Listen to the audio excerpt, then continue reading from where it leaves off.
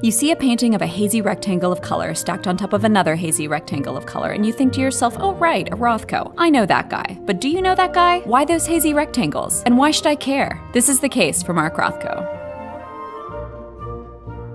Marcus was a good student and won a scholarship to Yale, where he did well and discovered his leftist political leanings, but he dropped out in his second year and moved to New York. It was there he set his mind to becoming an artist and studied at the Art Students League under Max Weber and learned about Cubism and Matisse and the German Expressionists. In the 1930s, he made Milton Avery and Matisse. He changed his name to Rothko in 1940, and by the mid-40s was trying out a little surrealism, tapping them as symbols to discuss human tragedy. He also copied Juan Miró a bit by making pieces like this, and Max Ernst a bit with pieces like this. Nietzsche and Jung at the time and thinking about the unconscious. With fascism rampant in Europe and World War II underway, he and Gottlieb wrote a letter to the New York Times in June of 1943 saying, "There is no such thing as good painting about nothing. We favor the simple expression of complex thought." Rothko wanted to answer the big questions, and he was trying to find his own way to do that. Large, flat, misty areas of color started appearing in his paintings. The works became more and more reduced and simplified and geometric until he went completely abstract in 1947. By 1950,